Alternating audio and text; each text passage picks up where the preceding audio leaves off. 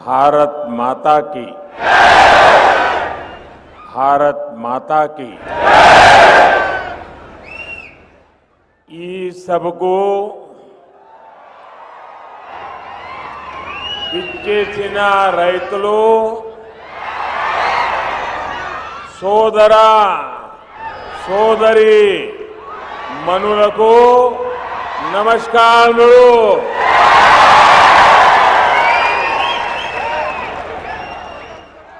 तेलंगाना की governor doctor Tamilisai Soundararajan जी, केंद्रीय मंत्रिमंडल में मेरे सहयोगी श्री किशन रेड्डी जी, भगवंत खुबा जी, संसद में मेरे साथी पंडित संजय कुमार जी,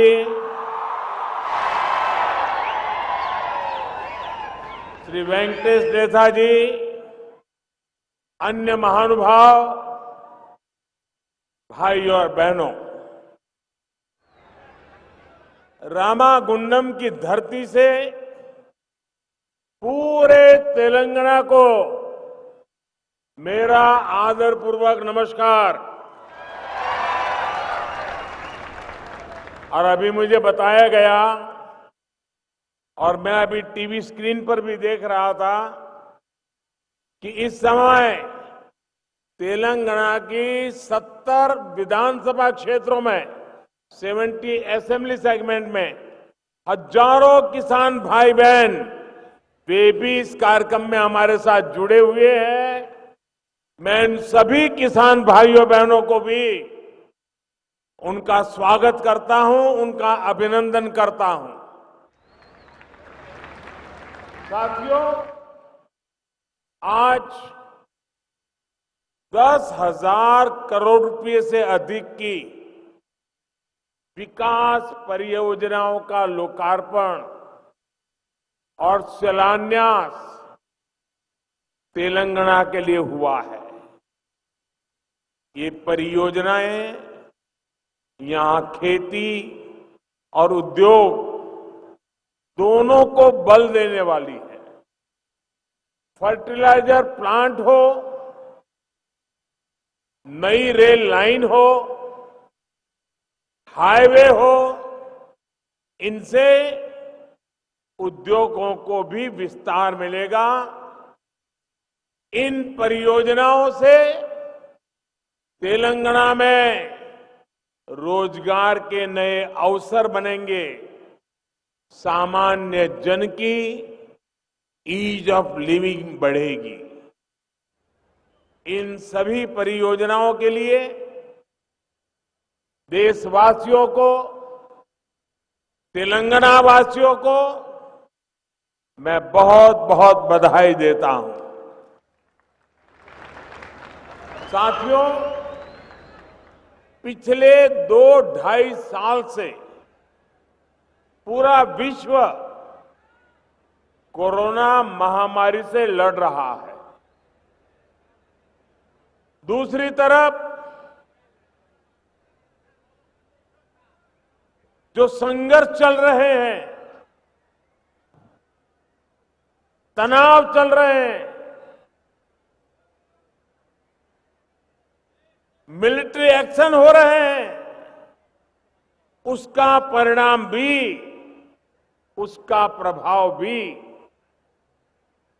देश और दुनिया पर पड़ रहा है। लेकिन इन विपरीत परिस्थितियों के बीच आज हम सभी पूरी दुनिया में एक और बात प्रमुखता से सुन रहे हैं। दुनिया के तमाम एक्सपर्ट्स कह रहे हैं कि भारत बहुत जल्द दुनिया की तीसरी सबसे बड़ी इकोनॉमी बनकर के उस दिशा में तेज गति से आगे बढ़ रहा है। सभी एक्सपर्ट ये भी कह रहे हैं कि जितनी ग्रोथ 90 के बाद 30 साल में हुई उतनी अब सिर्फ कुछ ही वर्षों में होने वाली है। आखिर इतना अभूतपूर्व विश्वास आज दुनिया को, आर्थिक जगत के विद्वानों को इतना विश्वास आज भारत पर क्यों है? इसका सबसे बड़ा कारण है भारत में पिछले 8 वर्ष में हुआ बदलाव। पिछले 8 सालों में देश ने काम करने के पुराने तौर तरीके बदल डाले। इन 8 वर्षों में गवर्नेंस को लेकर सोच में भी बदलाव आया है, अप्रोच में भी बदलाव आया है। चाहे इंफ्रास्ट्रक्चर हो, चाहे सरकारी प्रक्रियाएं हो, चाहे ईज ऑफ डूइंग बिजनेस हो, इन बदलावों को प्रेरित कर रही है भारत की एस्पिरेशनल सोसाइटी। आज विकसित होने की आकांक्षा लिए आत्मविश्वास से भरा हुआ नया भारत दुनिया के सामने है। भाइयों और बहनों, विकास हमारे लिए 24 घंटे, 7 दिन, 12 महीने और पूरे देश में चलने वाला मिशन है। हम एक प्रोजेक्ट का लोकार्पण करते हैं तो अनेक नए प्रोजेक्ट पर काम करना शुरू कर देते हैं। ये हम आज यहां भी देख रहे हैं और हमारा ये भी प्रयास होता है कि जिस प्रोजेक्ट का शिलान्यास हो उस पर तेजी से काम हो और वो तेजी से पूरा हो। रामागुंडम का ये फर्टिलाइजर कारखाना इसका एक उदाहरण है।